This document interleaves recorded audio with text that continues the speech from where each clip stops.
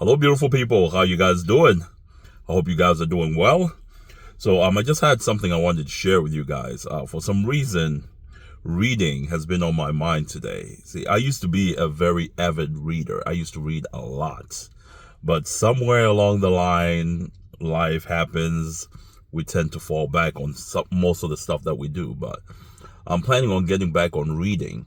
But something was just on my heart that I wanted to share with you guys. If you've never read, or if you don't read, I highly recommend you do so, because knowledge is everything. Knowledge makes a huge difference in your life, in the things that you do, in your work, in your job. The more knowledge you possess, the more valuable you are, not only to yourself, but to others around you. So for people who don't read, or people who want to read but don't know where to start, I'll share with you guys my 5 favorite books of all time, and which I think will be a great starting point for anybody who wants to get into reading. And even in this day and age, you can get on Audible. You can listen to audiobooks. So if you're driving, you can listen to, instead of always listening to music. I mean, music is great, but putting something in your head is even greater. So my 5 books that I would highly recommend, my 5 favorite books of all time.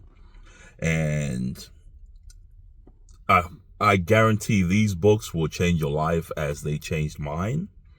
And also too, you can read digitally, but just reading from a book, there's just something about turning those pages and reading from a book that it's just different. Like, it's hard to explain. You'll understand it once you're doing it. And I think another reason why this whole reading thing has come to me is because I now have a son and I have to teach him.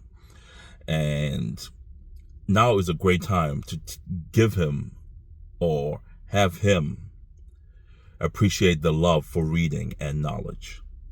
So without further to do, here are my 5 favorite books of all time. And I hope these will make a difference in your life as well. And just a side note, my love for reading actually came from my father. Because as a child, he used to make me read his books out loud to him. And that's another great thing too. Like, if you're just starting out reading, at least read a page a day to start out, and you will get better. Your concentration will get better. And read out loud too. So that those words on those pages are coming from your own mouth. If that makes sense. It makes a huge difference as well if you're just starting out. So my 5 favorite books of all time. Number 1, The Magic of Thinking Big by David Schwartz. This book definitely opened up my mind. It's a great book for, how can I put it? It helps you question some of the things you've always just taken as law, that, oh, people have always done this, and that's the way we've always done it, so we'll continue doing it this way. But nobody ever stops to think, well, why do we do it this way? Why did we start doing it this way? That's a great starting point, that book, The Magic of Thinking Big by David Schwartz. Next book, The Richest Man in Babylon by George Clason. This is a great book on finances, and it goes into biblical principles on how to handle your finances. And it's written as stories, which makes it a great read, an easy read, and it's a small book as well.